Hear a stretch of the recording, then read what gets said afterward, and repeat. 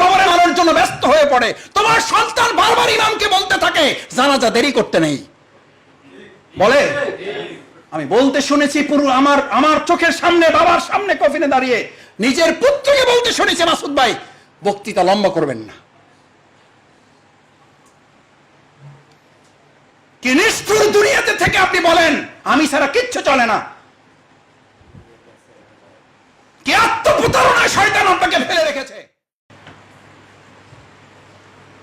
ওয়াইয়াকা নাস্তাইন, আমি আপনার ছাড়া কারো সাহায্য চাই না। এই কথা একটু পরে জুমার নামাজে বলবেন।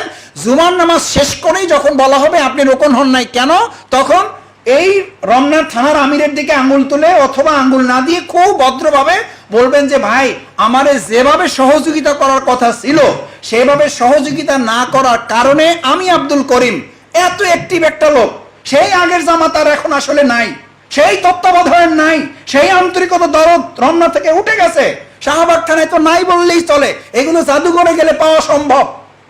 যদি তা থাকতো তাহলে আমরা শিবিরে যেভাবে কর্মী হয়েছি, শিবির যেভাবে আমাদেরকে সাথী বানিয়েছে, শিবির যেভাবে আমাদেরকে সদস্য বানিয়েছে, তার ছিটাফোটাও যদি আজকে রমনা শাহবাগে থাকতো তাহলে আমি আজকে শুধু রোকন না বুলবুল ভাই, আমি আজকে রমনা থানার আমির হওয়ার কথা ছিল।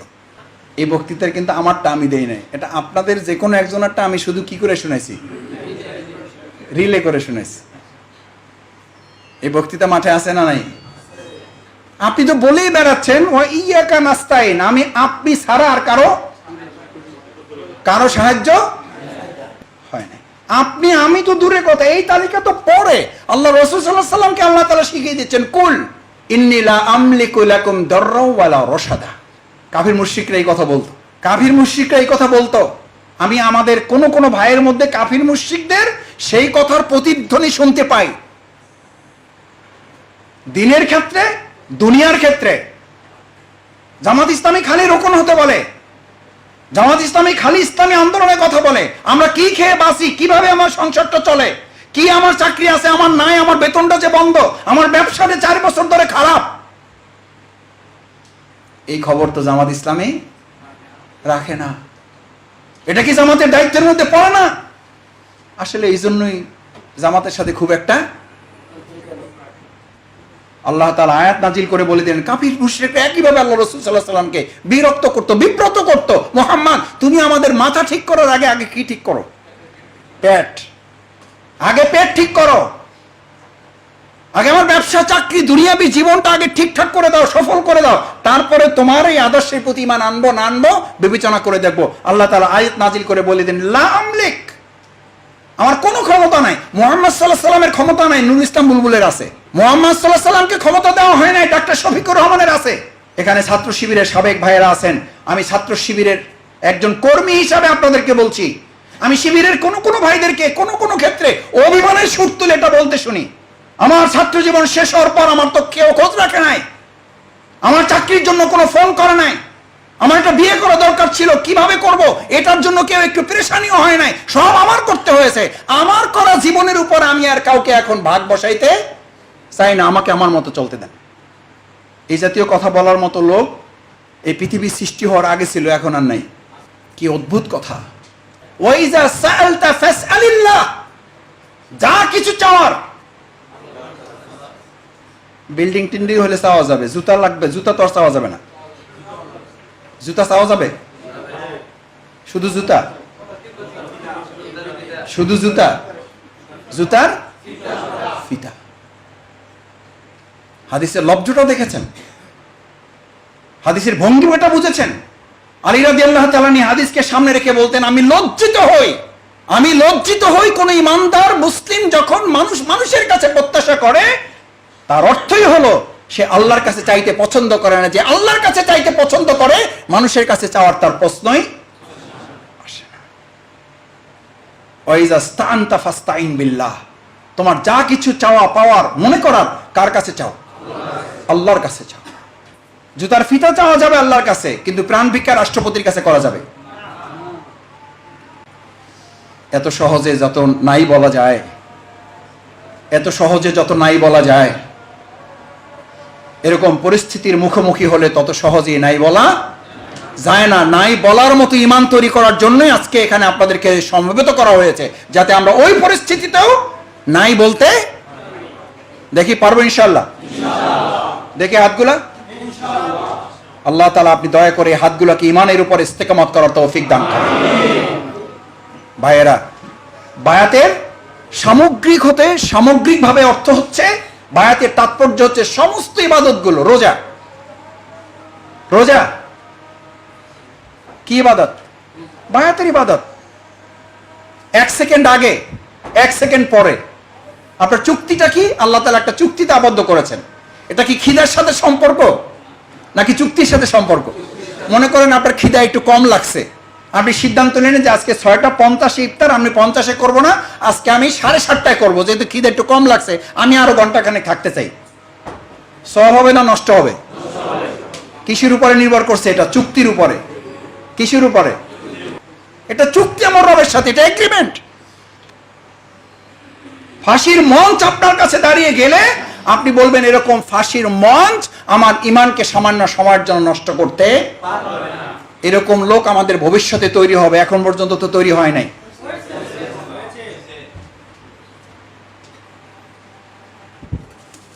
আলহামদুলিল্লাহ, আলহামদুলিল্লাহ।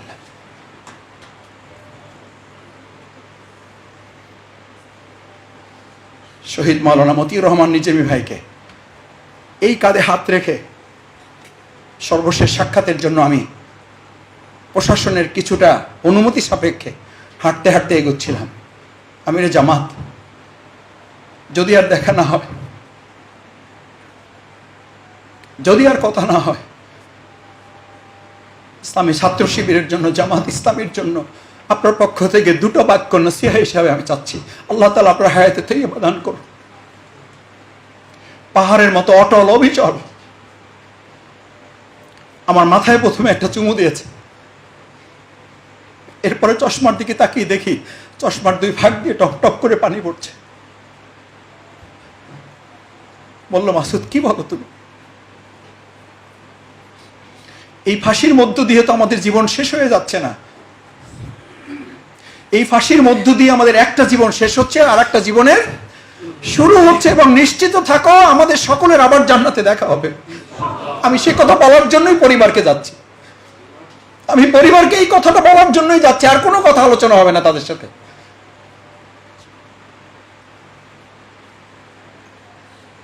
শহীদ আব্দুল কাদের মোল্লা ভাই দেখতে শুনতে একটু ছোট, হাঁটতে পারেন জোরে, এত জোরে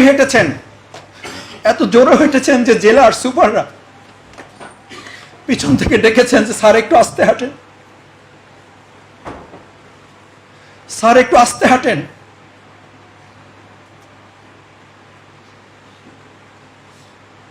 একজন দুষ্টমি করে আমাকে কয়েদিরা বলেছেন, এগুলো গল্প থেকে পড়া না, কান থেকে শোনা। যে কয়েদির কাজে সম্পৃক্ত ছিল তিনি বলেছেন যে মাসুদ ভাই উনি এমন ভাবে হাঁটতেছিলেন যেন উনি কোনো বিয়ে খেতে যাচ্ছেন, কোনো একটা অ্যারেঞ্জমেন্টের জন্য যাচ্ছেন। স্যাররা ডাকতে বাধ্য হয়েছেন, স্যার একটু আস্তে হাঁটেন।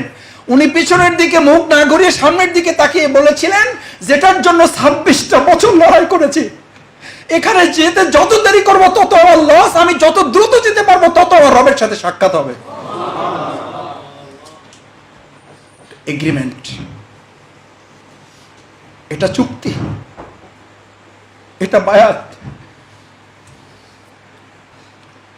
এটা কোনো ইচ্ছা অনিচ্ছার ব্যাপার না, এটা কোনো পছন্দ অপছন্দের ব্যাপার না, এটা শখের ব্যাপার না, এটা জামাত ইসলামের কোনো কাজ নয়, এটা জামাত ইসলামের কোনো আলাদা প্রজেক্ট নয়, এটা আপনার ইমান, এটা আপনার ইমানের দাবি, এটাই আপনার ইমানিয়াত।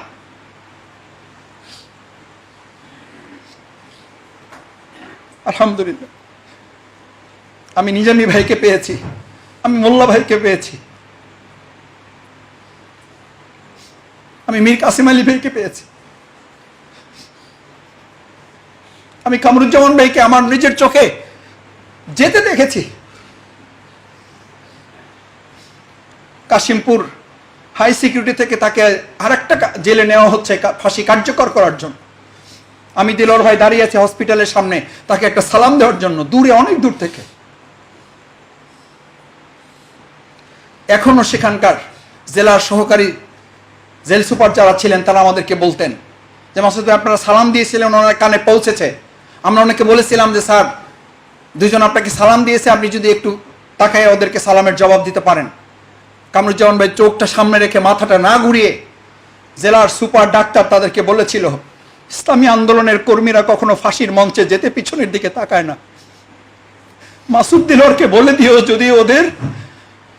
যদি আমার সাথে দুনিয়ার সাক্ষাৎ না হয় ওদেরকে জানিয়ে দিয়েন আপনারা যে ওদের সাথে জান্নাতুল ফেরদাউসে দেখা হবে।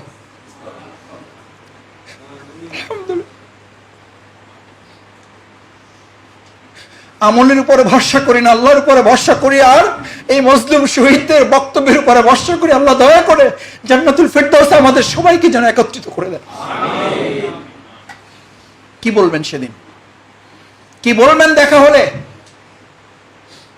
কি বলবেন? দেলোয়ার হোসেন সাঈদী হুজুর এখানে 11টা বছর জেলখানায়, 12 বছরে পড়েছে। রিমান্ডের জন্য যখন প্রথম ওনাকে অ্যারেস্টের পর রিমান্ড, প্রশাসনে যারা দায়িত্বে ছিলেন, দিনের পর দিন ওনাকে থানার গারদে, ডিবির গারদে রাখা হচ্ছে। একজন শুধু আমাকে বললেন যে ভাই যদি সুযোগ থাকে আজকে জুমার নামাজ আমি এক জায়গায় পড়বো, আপনি পড়তে আসবেন, ওখানে পড়তে আসলে সাথে 2টা জানামাজ নিয়ে আসবেন। ওনার চুক্তি বাস্তবায়ন করতে এত কষ্ট করছেন আপনি, আমি কি করছি? 2টা জানামাজ নিয়ে আসবেন। আমি বললাম 2টা কেন? বলে যে আসেন তারপরে বলবো। 2টা জানামাজ নিয়ে মসজিদে নামাজ পড়েছি। লোকেরা আমার দিকে তাকাচ্ছে, আমি মানুষ, একজন জানামাজ 2টো, আরেকজনকে আমি দিলাম যে ভাই আপনি এটাতে পড়েন। নামাজ শেষ করেছি, উনি আমাকে একটা গাড়িতে তুললো। গাড়িতে তোলার পর আমাকে বুকে জড়িয়ে ধরে চোখে পানি ছেড়ে দিয়ে বললো, মাসুদ ভাই সাঈদী হুজুরের ডিউটি করে মাঝে মধ্যে যখন দেখি মাথার নিচে 2টো হাত দিয়ে শুয়ে আছেন,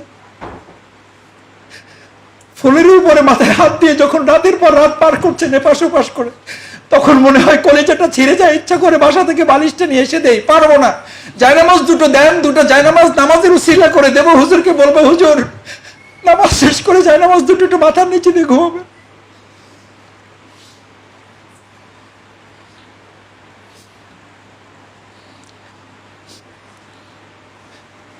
ওনাকে জিজ্ঞেস করা হয়েছিল, ওনাকেও জিজ্ঞেস করা হয়েছিল এই আন্দোলন ব্যতিরেকে আপনি অন্য যা কিছু করেন সেই আন্দোলনের আপনাকে আমির বানিয়ে দেওয়া হবে, সভাপতি বানিয়ে দেওয়া হবে,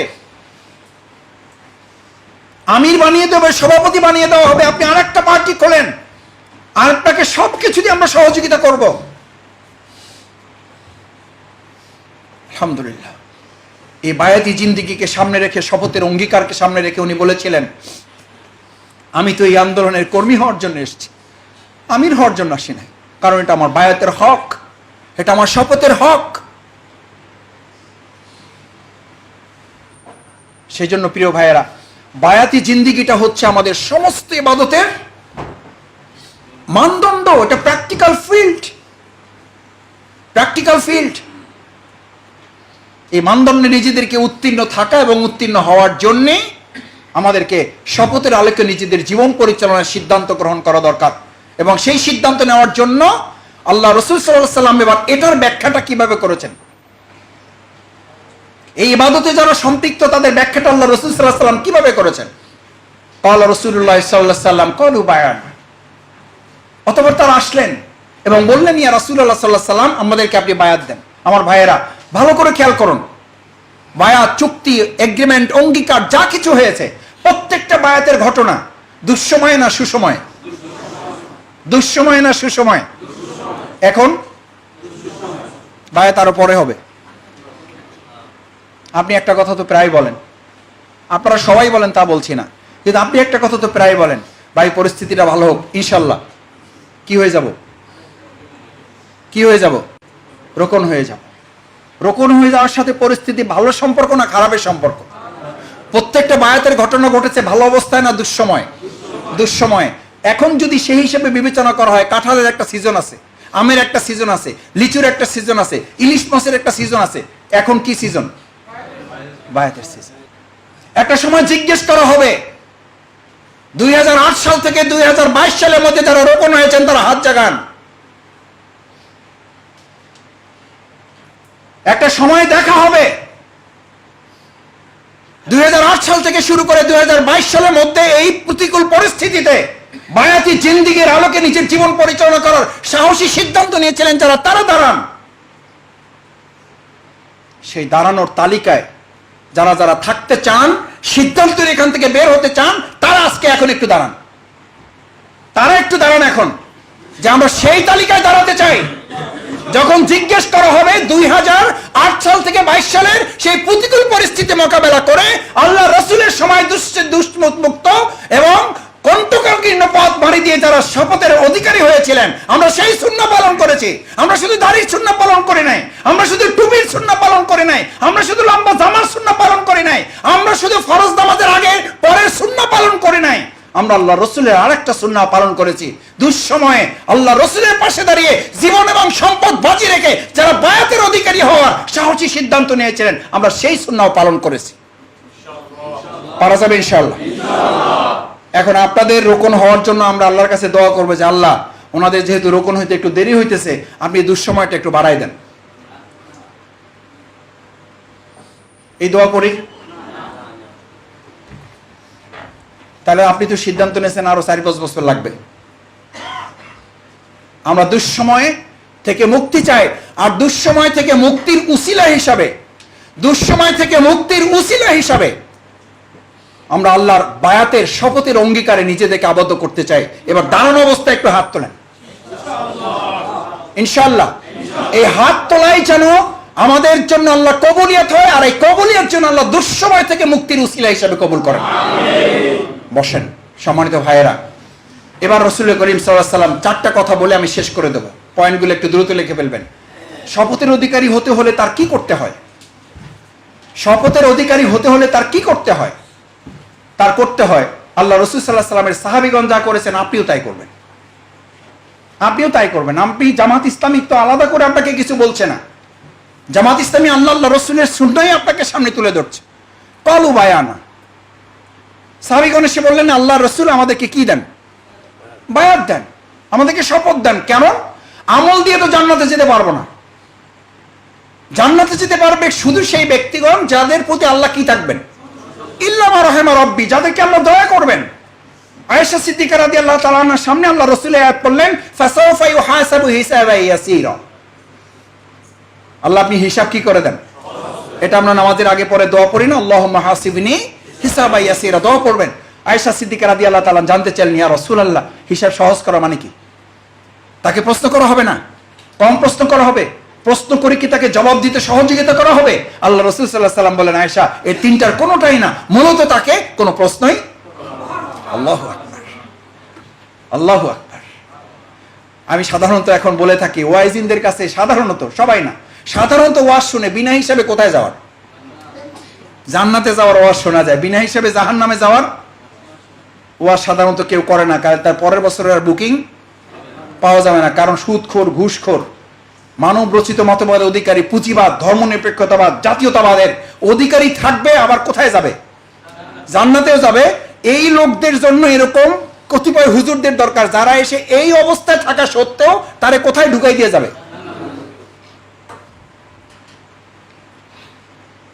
আমি এই জন্য মাঝে মধ্যে বলি, খালি বিনা হিসেবে জান্নাতে যাওয়ার রাস্তা খুঁজেন না, ওটা তো ঠিকই আছে। বিনা হিসেবে জাহান্নাম থেকে বাঁচারও চেষ্টা করেন, তার তো হিসাবই নেওয়া হবে না। ফালা নুকিমু লাহুম ইয়াওমাল কিয়ামাতি ওয়াজনা। আজকে সূরা কাহাফ পড়বেন, জুমার নামাজ। আমি গাড়িতে আসতে আসতে পড়তেছিলাম, আল্লাহ অহংকার মাফ করুন, আমার গুনাহ, আমার সওয়াব যেন নষ্ট না হয়। এই জুমায় যদি কেউ সূরা কাহাফের প্রথম 10 শেষ 10 পুরোটা পড়লে পুরোটা, নাহলে প্রথম 10 শেষ 10 পড়লে এই জুমা থেকে পরবর্তী জুমা দাজ্জালের মতো ফিতনাও যদি চলে আসে, আল্লাহ সেখান থেকে আপনাকে আল্লাহ নূর দিয়ে আপনাকে সাহায্য করবে। আর বাকি টাকার ফিতনা, চাকরির ফিতনা, ঘরের ফিতনা, বউর ফিতনা, পোলার ফিতনা, মা বাপ 14 গোষ্ঠীর ফিতনা, এগুলো দাজ্জালের চেয়ে বড়। এগুলো তো দাজ্জালেরই এক একটা অংশ। আল্লাহ রাসূল বললেন, দাজ্জালের মতো ফিতনাও যদি চলে আসে, আল্লাহ তাআলা সেখান থেকে তোমাকে হেফাজত করবে। পড়বেন ইনশাআল্লাহ। সেই সূরার শেষ 10 আয়াতের মধ্যে আল্লাহ তাআলা উল্লেখ করেন, ফালা লুকিমু লাহুম ইয়াওমাল কিয়ামাতি ওয়াজনা। ফালা লুকিমু লাহুম, তার জন্য তো কোনো মানদণ্ড, পাল্লা স্থাপনই করব না আমি। ফাহাবিতাত আমালুকুম, তার আমলগুলো, আমল নাই তা তো বলা হয় নাই, ফাহাবিতাত আমাল, তার আমলগুলো ধ্বংস করে দেব। কার আমল? আল্লাযীনা দাল্লা সাইহুম ফিল হায়াতিদ দুনিয়া, দুনিয়ার জীবনে কিছু আনুষ্ঠানিক ইবাদত করেই তার কাজ শেষ করেছে। সে মনে করেছে আমি নামাজ পড়েই জান্নাতে চলে যাব, সে মনে করেছে আমি রোজা রেখেই জান্নাতে চলে যাব, সে মনে করেছে আমি হজ করেই জান্নাতে চলে যাব, সে মনে করেছে 1 লক্ষ টাকা জামাত ইসলামী আন্দোলনে দিয়ে আমি জান্নাতে চলে যাব। কিন্তু নিজের ইচ্ছা অনিচ্ছা, পছন্দ অপছন্দ, ভালো লাগা না লাগা, প্রতিকূল পরিস্থিতি, অনুকূল পরিস্থিতি, জীবন মৃত্যু, সন্তুষ্টি অসন্তুষ্টির মালিকানাটা কার কাছে রেখেছে? আল্লাহ রাসূল সাল্লাল্লাহু আলাইহি ওয়াসাল্লাম সেই জন্য বর্ণনা করেন, কত চমৎকার কথা। আমাদের মতো তো এত লম্বা বক্তৃতা উনি করতেন না। আমরা আবার লম্বা বক্তৃতা না দিলে এই মাহফুজ ভাই, সুমন ভাইরা বলবে যে আসলে ওনারা এত ব্যস্ত থাকে, আমরা এত কষ্ট করে একটা প্রোগ্রামের আয়োজন করি, হক আদায় করে ওনারা কথা বলে না। এই কারণে লম্বা বক্তৃতা করি, না হলে আমি লম্বা বক্তৃতা পারি না। আল্লাহ মাফ করুন আমাদের। আল্লাহ রাসূল সাল্লাল্লাহু আলাইহি ওয়াসাল্লামকে জানতে চাইলেন, ইয়া রাসূলুল্লাহ, আমার প্রশান্তি দরকার, আমি সফল হতে চাই। আল্লাহ রাসূল সাল্লাল্লাহু আলাইহি ওয়াসাল্লাম এই 1.5 ঘন্টার বক্তৃতা দেন নাই, 2টা সেন্টেন্স বলেছেন। কয়টা? 2টা সেন্টেন্স। এই 2টা সেন্টেন্স আপনার জন্য কার্যকর। আপনি এটা পালন করেন, আপনি আজকে এখন থেকে আপনি প্রশান্তির অধিকারী হয়ে যাবেন। প্রশান্তি আপনি অধিকারী হবেন, আপনি কিছু ভাড়াও দিতে পারবেন, কিছু ব্যাংকে জমাও রাখতে পারবেন। খালি তো টাকা জমা রাখেন, খালি তো প্লট বুকিং দেন, খালি তো ফ্ল্যাট বুকিং দেন, আজকে একটু কি বুকিং দিয়ে যান? প্রশান্তি বুকিং দিয়ে যান, কোনো টাকা লাগবে না। আল্লাহ রাসূল সাল্লাল্লাহু আলাইহি ওয়াসাল্লাম বললেন, তুমি প্রশান্তি চাও, 2টা শব্দের উপর ইস্তেকামত করো, আসলিম তাসলিম। সুবহানাল্লাহ বলেন। আসলিম তাসলিম, কমপ্লিট সারেন্ডার করো, পূর্ণ আত্মসমর্পণ করো। গোটা পৃথিবীর প্রশান্তি তোমার কাছে আত্মসমর্পণ করবে। আল্লাহু আকবার। এইটা আমরা বলতে পারি না, আমরা বলি হুমায়ুন আহমেদের কথা, হুমায়ুন আহমেদের কথা। আমি প্রায় আমাদের লোকদেরকে বলতে শুনি, ভাই হুমায়ুন আহমেদ বলেছেন, মাসুদ ভাই এটা খুব সুন্দর কথা বলেছেন। আমি বললাম, বলেন সুন্দর কথাটা। বলে যে মাসুদ ভাই খুবই সুন্দর একটা কথা বলেছে। আমি বললাম, হ্যাঁ ঠিক আছে, অসুন্দর মানুষের সুন্দর কথাটা বলেন। সুন্দর কথাটা কে বলছে? অসুন্দর মানুষ। অসুন্দর মানুষের সুন্দর কথাটা আপনার ভালো লেগেছে, আর সবচেয়ে সুন্দর মানুষের সবচেয়ে সুন্দর কথাটা আপনার মাথায় ধরে না। আসলিম তাসলিম এই শব্দটুকু মুখস্থ করতে কতক্ষণ লাগে? এটা কে মুখস্থ করেছেন? কে ভাষায় প্র্যাকটিস করেন? সবচেয়ে কঠিন মুহূর্তে আপনি আপনার স্ত্রীকে বলেন আসলিম, পরের ইফেক্টটা কি? এটা ঠিক আল্লাহ রাসূল সাহাবীদের বলেন, এটা পাহাড়ের মতো। পাহাড়ে গিয়ে কেউ যদি বলে আমি আল্লাহ সন্তুষ্টি চাই, সাথে সাথে সে একটা কি পায়? রিপ্লাই পায়। সেও বলে কি পায়? আমি আল্লাহ সন্তুষ্টি চাই। এই আসলিমের ইফেক্ট হচ্ছে সাথে সাথে তাসলিম। তুমি আত্মসমর্পণ করে ফেললে, গোটা দুনিয়ার প্রশান্তি তোমার কাছে আত্মসমর্পণ করে ফেললো। আসলিম, আসলিম মানে কি? কয় ভাই আমি তো মুসলমান হয়ে আছি, এই হয়ে আসি বলেই তো সমস্যা। আবার নতুন করে এটাকে একটু গুছাইতে হবে।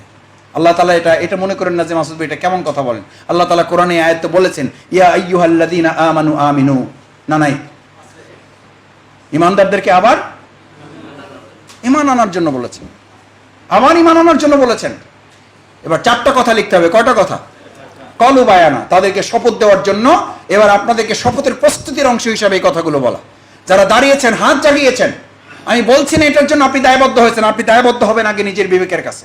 আপনি বায়াতবদ্ধ লোক, আপনি বায়াতবদ্ধ হয়েই পৃথিবীতে এসেছেন, শুধু এটা রেনু করবেন, না হলে এখান থেকে আপনি মুক্ত হয়ে যাচ্ছেন, এটা থেকে আপনি আলাদা হয়ে যাচ্ছেন, এখান থেকে আপনি বেরিয়ে পড়ছেন। তাহলে যেই কারণে এটা বলেছিলাম, ফাসাউফা ইউহাসিবু হিসাবান ইয়াসির, আপনার হিসাব সহজ না হলে, বিনা হিসাবে জান্নাতে না গেলে, যদি কারো হিসাব শুরু হয়ে যায়, তাহলে সে কোথায় যাবে? রাসূল সাল্লাল্লাহু আলাইহি ওয়াসাল্লামের হাদিসটা শুনেন, মান হুসিবা ইয়াউমাল কিয়ামাতি উযিবা। এরপর আরামে কেমনে ঘুমান? এরপরও নামাজ পড়ে কেমনে নিশ্চিত হইলেন যে আপনি জান্নাতে যাবেন? ও নিশ্চিত তো আপনার হুজুর করে দিছে, খুতবায় পাওয়া যাবে, আসসালাতু মিফতাহুল, চাবি পেয়ে গেছে আর ঠেকায় কে? চাবি পেয়ে গেছে আর ঠেকায় কে? এই জন্যই তো মসজিদগুলো নামাজে পরিপূর্ণ, আর আল্লাহর জমিনে আল্লাহর দিন মুক্ত। মসজিদ পরিপূর্ণ আর জমিন আল্লাহর দিন মুক্ত। আল্লাহ রাসূল সাল্লাল্লাহু আলাইহি ওয়াসাল্লাম এই সমস্ত মসজিদ এবং মুসল্লিদের দিকে তাকিয়ে বলছেন, আল্লাহ রাসূল সাল্লাল্লাহু আলাইহি ওয়াসাল্লাম, মাসাজিদুহুম আমিরা, শুধু বাইতুল মুকাররম না, শুধু বাইতুন নূর মসজিদ না, শুধু বাইতুস সালাম মসজিদ না, মাসাজিদুহুম, তোমাদের সমস্ত মসজিদগুলো একটা সময় আসবে আমিরা, মুসল্লিতে কি হবে? ওয়া খরাবু মিনাল হুদা, হেদায়েতের ছিটাফোঁটাও থাকবে না। ওয়ালাইসা ফিহি মুমিন, ইমাম থেকে খতিব, খতিব থেকে মুতাওয়াল্লি, মুতাওয়াল্লি থেকে একদম রাস্তার শেষ, যে শেষ পর্যন্ত যায় নামাজও পায় নাই, সোজা পিস ধরে রাস্তায় দাঁড়ায় নামাজ পড়ে পেয়েছে, ওই পর্যন্ত ওয়ালাইসা ফিহি মুমিন, গোটা মসজিদ খুঁজে একজন ইমানদার পাওয়া যাবে না। সেই সময় আসতে আরো 100 বছর লাগবে। কে নিশ্চিত করলো আপনাকে? কে নিশ্চিত করলো আপনাকে জান্নাতে যাবেন আপনি নামাজ পড়ে? এই হাদিস মোকাবেলার কি প্রস্তুতি আপনি নিয়েছেন? কেন হাদিস? কে কার জন্য বর্ণনা করা হয়েছে? এটি তার জন্য বর্ণনা করা হয়েছে। ফালা নুকিমু লাহুম ইয়াউমাল কিয়ামাতি ওয়াজনা, কিয়ামতের দিন তার তো আমল পাল্লাই তোলা হবে না, পাল্লাই তোলা হবে না। কারণ তার চিন্তা, দৃষ্টিভঙ্গি, পছন্দ অপছন্দর মাপকাঠিটা সে আল্লাহর কাছে সুপর্দ করতে পারে নাই। ওটার মালিক কে ছিল? সে নিজে ছিল। আসলিম, আমি পূর্ণাঙ্গ সারেন্ডার করে ফেললাম, আমার বলে কিছু নেই। আজকে এখান থেকে রোকন হওয়ার জন্য সব কমপ্লিট করে যাবে, শুধু আনুষ্ঠানিকতাটা বাকি থাকবে ইনশাআল্লাহ। সেটার প্রথম শব্দই দুটো, আসলিম, আমি কি করে ফেললাম? আমার বলে আজকে আর কিছু নাই, সব কার? আল্লাহ। তা আল্লাহর আছে, আল্লাহকে দিতে পারছি পারি নাই, এটা বুঝার তো একটা প্র্যাকটিক্যাল ফর্ম লাগবে। সেই ফর্মটা হলো ইসলামী আন্দোলন, সংগঠন, জামাত ইসলামী, নেতৃত্ব। আল্লাহ তাআলা তো সেটা বলেই দিয়েছেন, উলিল আমরে মিনকুম, আতিউল্লাহ, আল্লাহর আনুগত্য। এটা বুঝবেন কিভাবে? আতিউর রাসূল, আল্লাহ রাসূলের আনুগত্যের মধ্যে দিয়ে। এটা বুঝবেন কিভাবে? উলিল। এখন আপনি দুটা সোজা বাদ দিয়ে ডাইরেক্ট লাইন ধরছেন যে ভাই আমি এসবের মধ্যে নাই, এই জয়জামেলার মধ্যে আমি নাই, আমি কার আনুগত্য করি? আল্লাহ তাআলাই বলে দিয়েছেন আমার আনুগত্যের ধারাটা হচ্ছে আল্লাহর রাসূলের, রাসূলের আনুগত্যের ধারাটা হচ্ছে উলিল আমরের। ইনশাআল্লাহ পারা যাবে। আসলিম মানে হচ্ছে আমি পূর্ণাঙ্গ কি করলাম? আমার বলে কিছু নাই। কলু বায়ানা, 4টা লেখেন এবার। নাম্বার 1, আল্লাহ রাসূল সাল্লাল্লাহু আলাইহি সাল্লাম বললেন কলু বায়ানা, এবার তোমরা বলো, এই শপথের মধ্যে তোমাদের অন্তর্ভুক্ত করো। প্রথম কথা হচ্ছে ফিমা আহিব্বা ওয়া কারিহা, আমার পছন্দ অপছন্দ বলে এখন থেকে আর কিছু নাই। আপনি পছন্দ করেন চাকরি, সংগঠন পছন্দ করে ওই সময়ে ওই টাইমে একটা প্রোগ্রাম, কথা পরিষ্কার ভাই, পরে রোকন হইয়া ঝামেলা করেন না। এখন বলবেন ভাই চাকরি ছেড়ে দেব, সেটা তো তখন আলোচনা করে সিদ্ধান্ত নেবেন কোনটা অ্যাডজাস্ট করবেন। আপনাকে সবাইকে চাকরি ছেড়ে দিয়ে বেকারদের সংগঠনের নাম বাংলাদেশ জামাত ইসলামী, আপনাদের ভাবতে হলো এটা। কয় ভাই একটু সব ঠিকঠাক করে নেই ইনশাল্লাহ, তারপরে কি করব? রোকন হয়ে যাব। ভাবখানে এরকম যে তখন আর আপনার কোনো কাজ থাকবে না। বয়স যত বাড়ে, দুনিয়ার ব্যস্ততা তত কমে, এরকম একজন দাঁড়ান। বয়স যত বেড়েছে, ব্যস্ততা তত কমেছে, এরকম একজন এখানে দাঁড়ান। দেখেন একটু খুঁজেন না ভাই, চেষ্টা করেন। আমাদের মুরব্বী অনেকে বলতো মাসুদ আরামে আসা এত তো বুঝতেছো না, খালি পার্টি করে বেড়াও। আমি বললাম ভাই সমস্যা কখন হবে? বলছে বিয়ে করো বুঝতে পারবা। করলাম বিয়া, তাই আমি বললাম ভাই বুঝতে তো পারতেছি না। বলছে বাচ্চা কাচ্চা হয়েছে? বলছে না হয় নাই। বলছে হোক, টের পাবা জীবন কাকে বলে, কত প্রকার কি কি। তারপর বছর 2-1 গেল, বাচ্চা হইলো। তাই আমি বললাম ভাই বাচ্চা তো হয়েছে। বলছে যে হয়েছে, এইটা অসুবিধা নেই, স্কুলে দিছো? আমি বললাম না তা তো নেই, দেয় না। বলছি স্কুলে দাও, তখন বুঝতে পারবা। এরপর আর ওই ভাইয়ের সাথে আমার দেখা হয় নাই। যে তারপরে উনি কি বলতো, এই জন্য সেই প্রশ্নটা আর জবাব দিতে পারলাম না আপনাদের কাছে। মানুষের মধ্যে এরকম শয়তান থাকবে যারা আপনার ডানে বামে সামনে পিছনে থেকে আপনাকে ভয় দেখিয়ে বলবে জামাত ইসলামীর কর্মী হয়ে তোমার এই অবস্থা, খবরদার। এটা জিনদের মধ্য থেকে, এই শয়তান জিনদের মধ্য থেকে, মানুষের মধ্যে। এই কথা আমাদের, কার কথা? ফিমা আহিব্বা ওয়া কারিহা, পছন্দ অপছন্দ এখন থেকে, আজকে থেকে, এই মুহূর্ত থেকে, এই টিসি থেকে, এই জায়গা থেকে বের হওয়ার আগে থেকে পছন্দ অপছন্দের মাপকাঠি আমি না, কে? আল্লাহ। মানে ইসলাম, ইসলামী আন্দোলন ইনশাল্লাহ। ফিমা আহিব্বা কারিহা, আমার পছন্দ দুনিয়ার সুখ সম্ভোগ, আর এখন থেকে আমার পছন্দ ইসলামী আন্দোলনে ত্যাগ কোরবানি। পারা যাবে? তাহলে অসুবিধা কি? দুনিয়াটা তো ভোগের জন্য না, দুনিয়াটা কিসের জন্য? এক সেন্টেন্সে মাথায় রাখবেন, যদি এখানে ত্যাগ করেন জান্নাত ভোগ করবেন, এখানে ভোগ করলে জান্নাত থেকে বঞ্চিত হবেন। এবার আপনার পালা। এটা আমার কথা বললাম, এই আয়াতে যাইয়া আর সময় নিতে চাচ্ছি না। পরিষ্কার ঘোষণা আল্লাহ তাআলার সূরা ইনশিকাক, ভালো করে পড়ে দেখবেন। সূরা ইনশিকাক 6 থেকে 12। কত? 6 থেকে 12 আল্লাহ তাআলা কোরআনে পরিষ্কার বর্ণনা করেন, ইয়া আইয়ুহাল ইনসান ইন্নাকা কাদিহুন ইলা রাব্বিকা কাদহান ফামুলাকি। মানুষকে আমি সৃষ্টি করছি দুনিয়াতে পরিশ্রমের জন্য, ত্যাগের জন্য, কোরবানির জন্য। সূরা ইনশিকাক 6 থেকে 12। ওখানেই লেখা আছে, ওখানেই লেখা আছে, এই যারা আজকে ছুটির দিনে একেবারে আল্লাহর কসম, আপনি কি মনে করেন যে আমরা এখানে যারা আছি আমরা কি মানে আসমান থেকে এসে ফেরেশতা হিসেবে আপনাদের সাথে কথা বলি? আমাদের কি স্ত্রীর সমস্যা নাই? আমাদের কি ছেলে মেয়ে পরিবার পরিজনের বাধা নাই?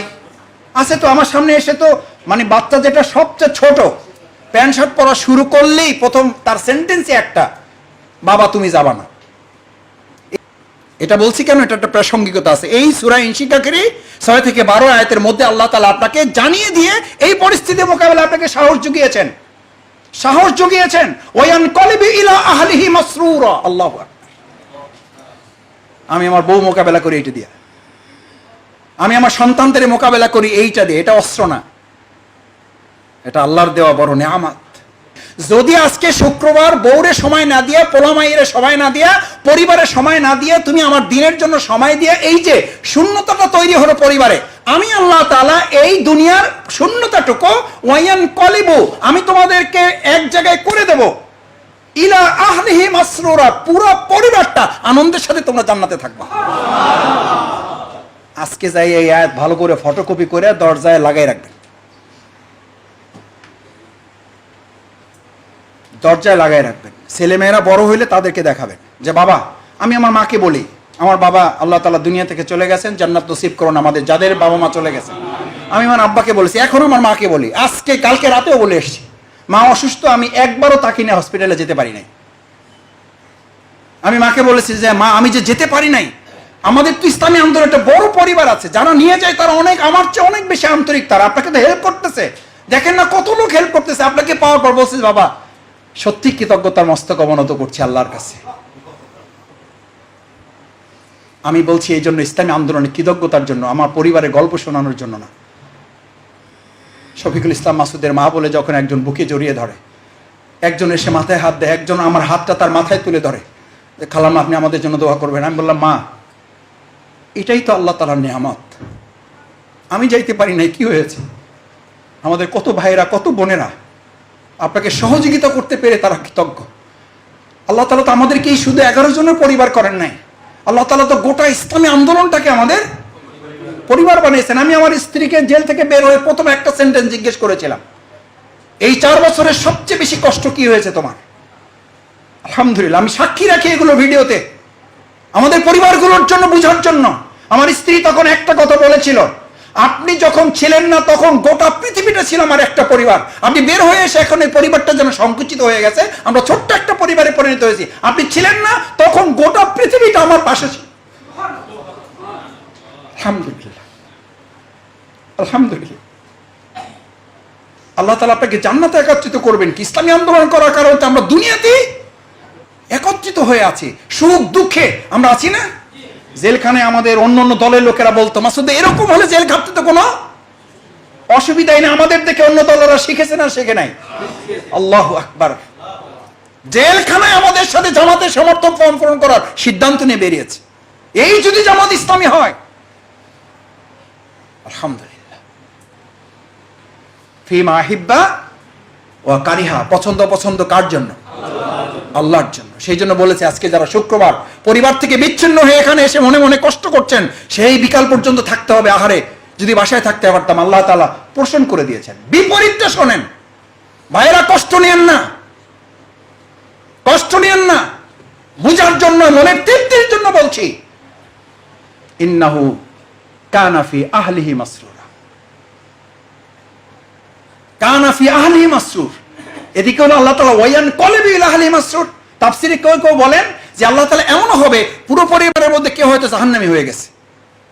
আল্লাহ তাআলা এক্স এর কাছে জানতে চাইবেন, তুমি তো জান্নাতি, তোমার এবার প্রত্যাশা বলো, আল্লাহর কাছে তোমার কি চাওয়ার আছে? বলবে যে আমার অমুক চাচা, তার সাথে পৃথিবীতে আমার খুব কি ছিল, দিনের কারণে মহব্বত ছিল, আমাকে মহব্বত করতো, আমাকে ভালোবাসতো, আমি তাকে ভালোবাসতাম। আল্লাহ আমার চাচাকে আমার খুব দরকার, আল্লাহ তাআলা বলবেন ওয়ান কলিবু, ওর এই জাহান্নাম থেকে এখানে ফিরাই দাও, ওয়ান কলিবু, ওখান থেকে এখানে ফিরাই দাও। কোন কোন পরিভাষায় হাদিসে তো বরং জান্নাত না, কবর থেকেই এটার কি আছে শুরু। আপনি মৃত্যুবরণ করার পর ফেরেশতারা এসে সঙ্গ দিতে বলবে, আমাদের সাথে কথা বলতে আর কত ভালো লাগবে তোমার এবার কার সাথে কথা বলতে ইচ্ছা করে বলো। সে বলবে আমার বাবা কত আগে ইন্তেকাল করেছেন, 25 বছর 50 বছর 100 বছর আগে ইন্তেকাল করেছেন, আমি আমার বাবার সাথে একটু কথা বলতে চাই। আল্লাহ তাআলা ফেরেশতাদেরকে বলবেন নিয়ে এসে ওকে পাশে বসায় দাও। আমি আমার মাকে এটা বলি এখনো যে মা, ইসলামী আন্দোলনের জন্য আমি তোমাকে সময় দিতে পারি না, আমি তো এই জন্য সময় দিতে পারি না এই আশায় যে দুনিয়ার এই 1 ঘন্টা, দুনিয়ার এই 1 রাত, দুনিয়ার এই 1 দিন আল্লাহ তাআলা গোটা স্থায়ী জীবন দিয়ে যখন পূরণ করে আমাকে বলবেন ওয়ান কলিবি ইলা হালি মাসরুর, তোর গোটা পরিবারকে এবার তোর সাথে স্থায়ীভাবে দিয়ে দিলাম, এবার তোমরা আনন্দ করো, মাসরুর আনন্দ করো। ইন্নাহু কানা ফি আহলিহি মাসরুর। আর এক দলকে বলা হবে ওয়ায়াদু সুবুর ওয়াসলা সাইর, এদেরকে জাহান্নামে ফেলো। আমরা তাদের জন্য দোয়া করছি, আল্লাহ তাদের মাফ করুন যারা পরিবারের কারণে, ব্যস্ততার কারণে, অফিসের কারণে, দুনিয়ার কারণে আসতে পারে নাই। আল্লাহ তাদের জন্য এবার ধিক্কার দিচ্ছেন, ওয়ায়াদু সুবুর, কপাল পোড়া আর বদনসিব, ও বড় যত চাকরিজীবী হোক, ওর যত বড় স্যালারি থাকুক, ওর যত বড় ডেজিগনেশন স্ট্যাটাস থাকুক, ওর কপাল পুড়েছে। কেন পুড়েছে? ও দুনিয়ার পছন্দ অপছন্দের মাপকাঠির ঊর্ধ্বে উঠে আমার জন্য পছন্দ অপছন্দ নির্ধারণ করতে পারে নাই, ওর কপাল পোড়া। ওয়াসলা সাইর, এটা জান্নাতের নাম, এটা জান্নাতের নাম। আল্লাহ একটা জাহান্নামের নামই উল্লেখ করে মেনশন করেছেন ওই লোকদের জন্য যারা চাকরি, ব্যবসা, পরিবার, স্ত্রী, সন্তানের ভালোবাসা উপেক্ষা করে আল্লাহর দ্বীনকে ভালোবাসতে পারে নাই, আল্লাহর দ্বীনের আন্দোলনের নির্দেশকে পছন্দ করতে পারে নাই। ওয়াসলা সাইর, ওয়াসলা, দেরি করবা না। দেরি করবার ব্যাখ্যা বলা হয় ওর কোনো হিসাবই দরকার নাই, হিসাব নিয়েও টাইম নষ্ট করা যাবে না। ফেরেশতাদেরকে নির্দেশ দেওয়া হচ্ছে ওয়াসলা সাইর, দ্রুত ওরে কোথায় ফেলাও? ওরে জাহান্নামে ফেলাও। কেন ফেলাও? অপরাধটা শোনেন না, অপরাধ শোনেন ভাই। ইন্নাহু কানা ফি আহলিহি মাসরুর। এরা দুনিয়ার জীবনে পরিবার পরিজন, আত্মীয় স্বজন, বড় বড় চাকরি, ব্যবসা এসব নিয়ে কিসে ছিল? ব্যস্ত ছিল না, এসব নিয়ে আনন্দে ছিল। শুক্রবার আসলেই দেখবেন সামাজিক কাজ, পারিবারিক কাজ, এই কাজ সেই কাজ। কয় যে ভাই শুক্রবার তো শ্বাসই ফালাইতে পারি না, তো শ্বাস ফালান কবে? শনিবার থেকে বৃহস্পতিবার শ্বাস ফালাইতে পারেন না, শুক্রবার পরিবার পরিজন সামাজিক কাজে শ্বাস ফালাইতে পারেন না, শ্বাসটা ফালান কবে? আমি জানতে চাচ্ছি, আল্লাহ জানতে চাচ্ছে।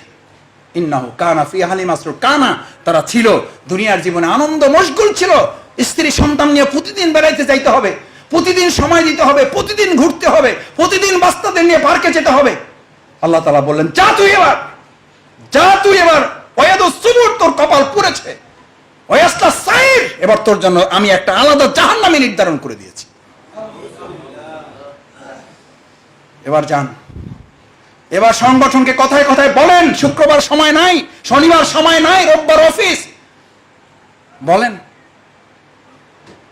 আল্লাহ তাআলা যাকে অপছন্দ করেন তাকে ব্যস্ততার মধ্যে ডুবিয়ে দেন, যাকে আল্লাহ পছন্দ করেন ব্যস্ততাকে মুক্ত করে তাকে দিনের ব্যস্ততার মধ্যে ঢুকিয়ে দেন। এবার দুনিয়ার কোনো কম্পিউটার নয়, কোরআনের হাদিসের কম্পিউটার দিয়ে আপনি এখন রিপোর্ট বের করে এখান থেকে বাসায় যান। এটা তো একটা হসপিটাল। আল্লাহ তাআলা হসপিটাল, এই প্রতিষ্ঠানকে আল্লাহ কবুল করুন, বরকতপূর্ণ করুন। যারা আমাদেরকে আশ্রয় দিয়েছে আল্লাহ তাআলা তার হেফাজতের আশ্রয় এটাকে কবুল করুন। এই হসপিটালে আপনি কোনো টেস্ট রিপোর্ট পাইতে হলে ইনভেস্টিগেশন লাগবে, তারপরে টাকা দিবেন, তারপরে রিপোর্ট পাবেন। আর আমি কোনো টাকা ছাড়া দুনিয়ার কম্পিউটার না, কোরআন হাদিসের কম্পিউটারে আপনার হাতে হাতে এখন রিপোর্ট ধরাই দেব,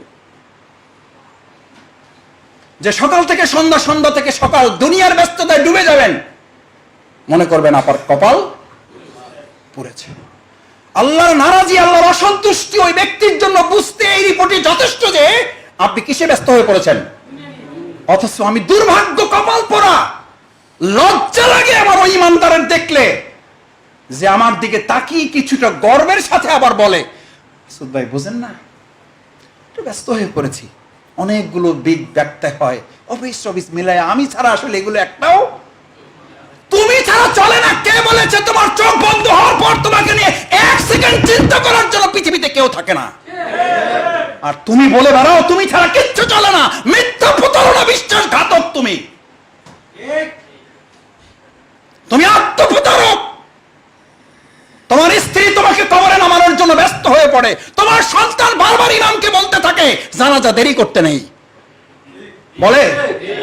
আমি বলতে শুনেছি পুরো আমার চোখের সামনে, বাবার সামনে কফিনে দাঁড়িয়ে নিজের পুত্রকে বলতে শুনেছি, মাসুদ ভাই বক্তৃতা লম্বা করবেন না। কি নিষ্ঠুর দুনিয়াতে থেকে আপনি বলেন আমি ছাড়া কিচ্ছু চলে না। কে আত্মপ্রতারণায় শয়তান আপনাকে ফেলে রেখেছে? কে আত্মপ্রতারক বেঈমান? আমি ছাড়া সংসার চলে না, আমি ছাড়া এক রাত আমার স্ত্রী ঘুমাতে পারে না। দেলোয়ার হোসেন সাইদি হুজুরের তাহলে কি অপরাধ? নিজামী সাহেবের তাহলে কি অপরাধ? মীর কাসেম আলী মিন্টু ভাই তার ছেলে ব্যারিস্টার আরমানের কি অপরাধ? তার স্ত্রী কি করে ঘুমায়? আমার আজমির স্ত্রী কি করে ঘুমায়? শহীদ আব্দুল কাদের মোল্লার স্ত্রী কি করে ঘুমায়? আত্মপ্রতারক শফিকুল ইসলাম মাসুদ, বেঈমান শফিকুল ইসলাম মাসুদ।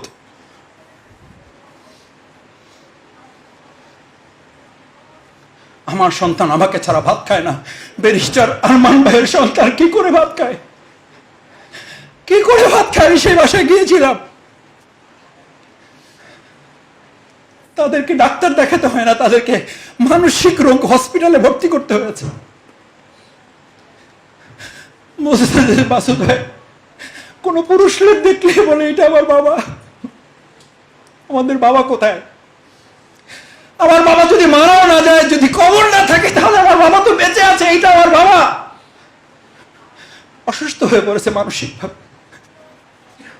বলছে যে জন্য আমরা কোথাও বের হই না, কোনো পুরুষকে সামনে দিতে দেই না, আপনাদের সাথে আমরা দেখা করতে পাঠাই না, দেখলে আপনাদেরকে গলা জড়িয়ে ধরে বলবে এটা আমার বাবা।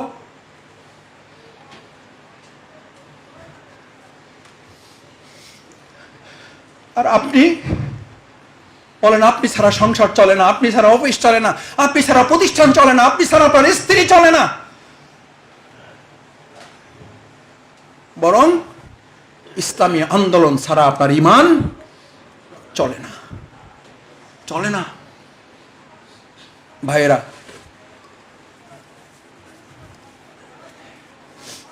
আলোচনা লম্বা করছি না, শেষ করে দিচ্ছি। ফিমা আহিব্বা ওয়া কারিহা, পারবো পছন্দের মাপকাঠি ইনশাআল্লাহ। রুকুনিয়াতের প্রথম শর্ত এটা। দ্বিতীয় শর্ত ফিল উসরি ওয়াল ইউসর, কঠিন হইলেও করব, সহজ হইলেও। এটা সাহাবীদেরকে আল্লাহ রাসূল সাল্লাল্লাহু আলাইহি ওয়াসাল্লাম বলেছেন, এটা জামাত ইসলামী আপনাদের কর্মীদেরকে আমরা শোনাচ্ছি। এটা আমি গঠনতন্ত্র থেকে কোনো আলোচনা আপনাদেরকে পেশ করছি না, এটাই বায়াতি জিন্দেগির কথা বলছি, এটা সেই দুঃসময়ের কথা বলছি, ক্রান্তিকালের কথা বলছি, যখন আল্লাহ রাসূল সাহাবীদের দিকে তাকিয়ে বললেন ফিল উসরি ওয়াল ইউসর, পরিস্থিতি যত কঠিনই হোক তোমরা কি রাজি আছো? তারা এক বাক্যে বলেছিল ইয়েস। উসরি ওয়াল ইউসর, কঠিন হলেও আসি, সহজ হলেও। কিন্তু আপনি মিছিলে যাবেন না, আপনি জরুরি ওয়াদা দিবেন না, কারণ আমার অবস্থায় খারাপ। আপনার খারাপ অবস্থা থেকে ভালো অবস্থায় যাওয়ার জন্যই তো এটা সাদাকা। কথা বুঝেন নাই? গোটা পৃথিবীর ইসলামিক স্কলাররা এটা বলেন, বউ কথা শোনে না, 100 টাকা আল্লাহর দিনের জন্য দিয়ে দাও, হইতে পারে এই উসিলে বউ এখন থেকে কথা শুনবে। ছেলে কথা শোনে না, 100 টাকা দিয়ে দাও আল্লাহর দিনের জন্য, ওটা নিয়ত করে দাও, কথা শুনবে।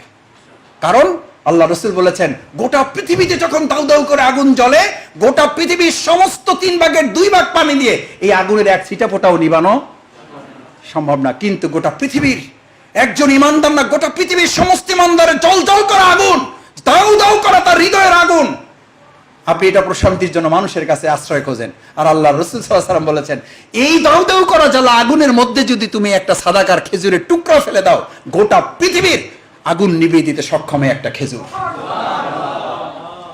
আর আপনার ভাবটা কি? আর জামাত ইসলামীও পাইছে আমাদের, জরুরি দেন, নেশাব দেন, বন্যা দেন, আফগানিস্তান দেন, এইটা দেন, ওইটা দেন। কি দেন আপনি? কারটা দেন? কাকে দিচ্ছেন? লজ্জা করে না শফিকুল ইসলাম মাসুদের? যার খাই যার পরেই তাকে দিতে কার্পণ্য করি। কত বড় আত্মপ্রতারক, কত বড় বেঈমান আমি। তার মানে আপনি সব দিয়ে দিবেন? বেঁচে থাকার জন্য যতটুকু প্রয়োজন, ওর বাইরে একটু আপনি চেষ্টা করবেন যতদূর দেওয়া যায়, যতদূর দেওয়া যায়। এটা খরচ না, এটাই শুধু জমা। আর যা খরচ করতেছেন এটা শুধুই খরচ, কিন্তু খরচ করতে স্বাচ্ছন্দ্য বোধ লাগে। আর যেটা খরচ করলে শুধু জমা হবে, ওটাতে আপনি স্বাচ্ছন্দ্য বোধ করেন না। যে এর অর্থই হলো আল্লাহ আমার উপর কিনা রাজি। রাজি যাদের উপরে ছিলেন তারা বলেছিলেন আমার এই পুরো বাগান না, বাগানের মধ্যে আমার বাড়িটা। আল্লাহু আকবার। আব্দু দাহদা সাহাবীর নাম মনে আছে? আল্লাহ রসুলকে বিক্রি করে দিয়ে বললেন, ইয়া রাসূলুল্লাহ, আমার পুরো বাগানটা দিয়েও যদি ওই বালকটার দেওয়ালটা ঠিক করা যায়, তো আপনি শুধু বলেছিলেন যে একটা বাগান, এখানে একটা খেজুর গাছ দিয়ে যদি কেউ এখান থেকে নেয়, আমি আল্লাহ রসুল আল্লাহর কাছে সুপারিশ করব তার জন্য যেন আল্লাহ তাআলা একটা এরকম খেজুর গাছ যেন জান্নাতে তাকে তৈরি করে দেয়। বলছি, ইয়া রাসূল, এটা কি তার জন্য না সবার জন্য? বলছে সবার জন্য। বলছি, ইয়া রাসূলুল্লাহ, আমার বাগান শুদ্ধ, বাড়ি ঘর যা আছে ওর মধ্যে আমার সব দিয়ে দিলাম। পুরো আরবের সবচেয়ে বড় বাগান। বাগানের বাইরে গিয়ে স্ত্রীকে ডাকছেন। আল্লাহ, বাগানের বাইরে গিয়ে স্ত্রীকে ডাকছেন। বায়াত, এটা বায়াত, এগুলো চুক্তি, এগুলো এগ্রিমেন্ট, এগুলো শপথ। স্ত্রী বললেন, ঘরের ভিতরে আসো। বললেন, আমি তো রাসূল সাল্লাল্লাহু আলাইহি ওয়াসাল্লামের সাথে চুক্তি করে ফেলেছি, এই বাগান বিক্রি হয়ে গেছে, এখানে আর আবু দাহদা ঢুকতে পারে না, তোমরা বেরিয়ে আসো। ওই ঘর সহ আমি আল্লাহ রাসূল সাল্লাল্লাহু আলাইহি ওয়াসাল্লামকে দিয়ে দিয়েছি। স্ত্রী তো আবার সেই রকম, ওই যে বললাম ঘর ঠিক করেন। স্ত্রী ভিতর থেকে চিৎকার করে আল্লাহর দরবারে বলছেন, আল্লাহ, এই তো স্বামী যে পৃথিবীর সবচেয়ে বড় ব্যবসাটা আজকে তোমার সাথে করে আসলো, যেই ব্যবসায় আমরা শুধু একটা খেজুরের বাগান পাবো না, ওই বাগানের জান্নাতটাও আমাদেরকে হয়ে যাবে। এরকম স্ত্রী চাই, এরকম স্ত্রী তৈরি করে নিতে হবে। ফিল উসরি ওয়াল ইউসর, পারা যাবে ইনশাআল্লাহ। ফিল মানশাতি ওয়াল মাকরাহে, 3 নাম্বার। 3 নাম্বার, সন্তুষ্টি অসন্তুষ্টি আপনার দুনিয়ার এই অসন্তুষ্টি সন্তুষ্টিতে কিচ্ছু যায় আসে না। মূল সন্তুষ্টি কার? ফিল মানশাতি ওয়াল মাকরাহে। কেউ পছন্দ করলো না, কেউ ভালোবাসলো না। যেমন কয় যে আমি জামাত ইসলামী করলে ভাই আমার তো একটু লোকেরা চাপে বেশি, তো চাপুক। আল্লাহ রাসূল সাল্লাল্লাহু আলাইহি ওয়াসাল্লাম বলেছেন, আল্লাহ, আপনি আমাকে এক চোখের পলক পরিমাণও আপনার থেকে আমাকে কি করবেন না, আলাদা করবেন না, আমাকে গোটা দুনিয়ার সামনে ফেলে দিবেন না। ফিল মানশাতি ওয়াল মাকরাহে, পছন্দ সন্তুষ্টি অসন্তুষ্টি যেন আমার সাথে, আল্লাহ আপনার সাথে যেন থাকে। এটা বায়াতের আরেকটা চুক্তি। দুনিয়ার কে সন্তুষ্ট হলো, কে পছন্দ করলো, কে করলো না, কে ভালোবাসলো, কে চাকরি রাখলো, কে চাকরি রাখলো না, কে ব্যবসায় সহযোগিতা করলো, কে ব্যবসায় সহযোগিতা করলো না, ওই ডোন্ট কেয়ার দেয়ার, ওই ডোন্ট কেয়ার দেয়ার। ইনশাআল্লাহ। সর্বশেষ বায়াতের চূড়ান্ত জজবাটা হচ্ছে, চূড়ান্ত জজবা। আল্লাহ রাসূল এই জজবায় সকল সাহাবীদেরকে উজ্জীবিত করেছেন। ফিল ইউহি ওয়া ইউমিত, ফিল ইউহি ওয়া ইউমিত। যদি এই বায়াত, এই হক, এই শপথের দাবি আদায় করতে গিয়ে তুমি জীবন মৃত্যুর মাঝখানে দাঁড়িয়ে যাও, তবু এই শপথ থেকে এক চুল পরিমাণে নড়া যাবে না। এই জন্য আমাদের আমিরে জামাত, আমাদের সেক্রেটারি জেনারেল, আমাদের নায়েবে আমির, আমাদের মীর কাসেম আলী মিন্টু ভাইদের কাছে এই জীবন মৃত্যুর প্রস্তাব গিয়েছিল না, যায় নাই? আলহামদুলিল্লাহ, আলহামদুলিল্লাহ। আল্লাহ তাআলা ওনাদের সাথে আমাদের মতো এই ক্ষুদ্র গুনাহগার গোলামদেরও কবুল করুন, কবুল করুন। ফিল ইউহি ওয়া ইউমিত, জীবন মৃত্যুর ফয়সালাও যদি এসে যায়, তার মানে এসে যেতে আল্লাহ রসুল যা কথা বলেছেন কোনোটা অবাস্তব না, এগুলো বাস্তব এসে গেছে বহু লোকের জীবনে। এটা শুধু জজবার ব্যাপার না, শুধু জোশের ব্যাপার না, এটা হোশেরও ব্যাপার, এটা বাস্তবায়নের ব্যাপার। ইসলাম কোনো মাত্র ফ্লোটিং কোনো বিষয় না, ভাসমান কোনো বিষয় না, এটা প্র্যাকটিক্যাল ব্যাপার, এটা জমিনের সাথে লেগে থাকার ব্যাপার, জীবন পরিবর্তন করার ব্যাপার, জমিন পরিবর্তন করার ব্যাপার।